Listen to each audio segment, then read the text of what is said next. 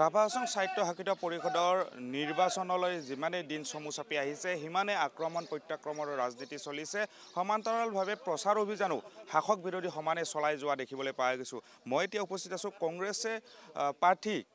কেইবাগৰাকী প্ৰাৰ্থীয়ে প্ৰচাৰ চলোৱা দৰংগিৰি অঞ্চলত আৰু এই স্থানত মই এতিয়া উপস্থিত আছো আৰু তেওঁলোকৰ পৰা পুনে মই জানিব বিচাৰিম যে ৰাভা হাছং সাহিত্য শাখিত পৰিষদত যেহেতু বিৰোধী দল হৈ পেলাই কংগ্ৰেছে নিৰ্বাচনত অৱতীৰ্ণ হ'ব গতিকে তেখেতসকলৰ কি ধৰণৰ প্ৰচাৰ চলিছে কি ধৰণৰ ইস্যু তেখেতসকলে ৰাখিছে এই সকলোবোৰ সামৰি তেখেতসকলৰ পৰা মই মন্তব্য ল'বৰ কাৰণে চেষ্টা কৰিছো কি ক'ব সমাগত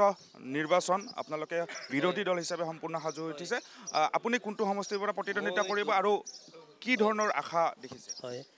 মই দুধনৈ ৭ নং দুধনৈ মানে কংগ্ৰেছৰ প্ৰাৰ্থী এই আশাটো ভালে কৰিছো ৰাইজেও মানে ভালে কৈ আছে এতিয়া বিশেষকৈ 2 তাৰিখত ইলেকশ্যন আছে এই 2 তাৰিখত এতিয়া ৰাইজে তাৰ ফলটো দিব তাৰপিছত আমি হয় 4 তাৰিখত আমি ৰিজাল্টটো পাই যাম এতিয়া নকওঁ আমি কি কৰিম কি নকৰিম এতিয়া তেওঁৰ কাম কৰাৰ ফলটো তেওঁলোকে 2 তাৰিখে দিব ৰাইজে আপুনি যেহেতু টংকেশ্বৰ ৰাভাৰ বিৰুদ্ধে প্ৰতিদ্বন্দ্বিতা কৰিব নিৰ্বাচনত অৱতীৰ্ণ হ'ব বা ইতিমধ্যে তাৰ কাৰণে প্ৰচাৰ অভিযান আপুনি চলাই গৈছে কি ইস্যু থাকিব আপোনাৰ টংকেশ্বৰ ৰাভাৰ বিৰুদ্ধে ৰাইজৰ মাজলৈ যোৱাৰ ইস্যু মানে ৰাইজক তেওঁ আগতে মানে 10 বছৰ ধৰি কাৰ্যকাল তেওঁ চলালে 10 বছৰত তেওঁ প্ৰতিশ্ৰুতি বহুত দিছিলে কিন্তু সেই প্ৰতিশ্ৰুতি একো নহ'ল এতিয়া অহা 4 তাৰিখত যেতিয়া ৰিজাল্টটো পাম আমি ৰাইজে যিটো ফল দিব তাৰ পিছতে আমি কি কৰিম ৰাইজক সেইটো আমি কৰি দেখাম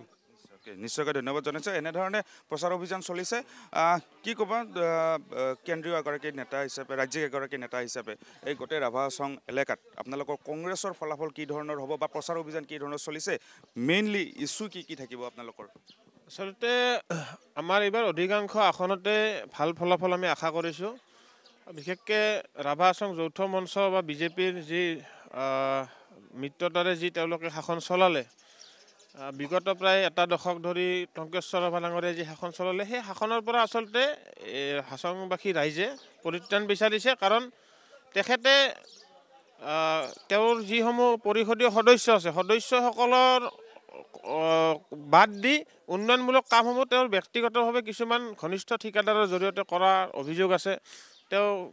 কৰ ধন কেনেকৈ আবণ্টন হৈছে কি ধৰণে উন্নয়নমূলক আঁচনি হৈছে সেই কথাবিলাক এতিয়া ৰাভা হাছংবাসী ৰাইজে মুকলিকৈ ক'বলৈ আৰম্ভ কৰিছে আমিও গাঁৱে ঘূৰি কথাবিলাক গম পাইছোঁ আৰু আটাইতকৈ ডাঙৰ কথাটো হ'ল এই গোৱালপাৰা আৰু কামৰূপ ৰাণীৰ পৰা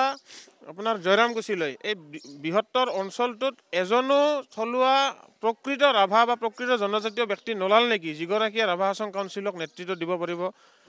ৰাভা মানে কিয় ক'লে আৰু টংকেশ্বৰ ৰাভা ডাঙৰীয়া এগৰাকী শৰণীয়া ব্যক্তি তেওঁ জনজাতীয় ব্যক্তিয়ে নহয় এই গোটেই কথাটো সম্পূৰ্ণৰূপে এতিয়া ন্যায়ালয়ৰ বিচাৰাধীন বেছিকৈ বক্তব্য দিয়াটো উচিত নহয় যিহেতু মেটাৰ অফ চাব জুডিচ কিন্তু তেওঁ যি ধৰণে তেওঁৰ জনজাতীয় পৰিচয় লুকাই এটা ভুৱা পৰিচয় দি এই বৃহত্তৰ অঞ্চলবাসী ৰাইজক জনজাতীয় ৰাইজক অপমান কৰিলে প্ৰতাৰণা কৰিলে আৰু তেওঁৰ মৃত পিতৃৰ নামৰ মৃত্যুৰ পিছত তেওঁ সলালে এফিডেভিট দি তেওঁ যেতিয়া দুধনৈ উদয়পুৰত তেখেতে নিজৰ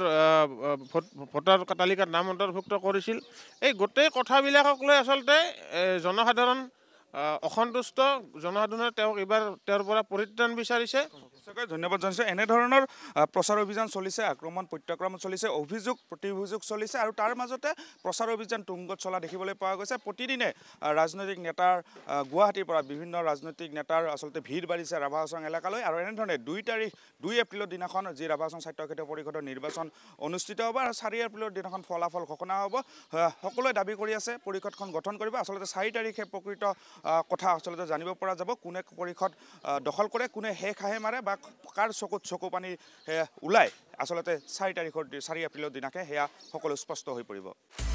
আপুনি বিচৰা বাতৰি পাব কেৱল নিউজ 18 এপত নিউজ 18 এপ ডাউনলোড কৰিবলৈ স্ক্যান কৰক এই QR কোড গুগল প্লে ষ্টৰতো পাব এই নিউজ 18 এপ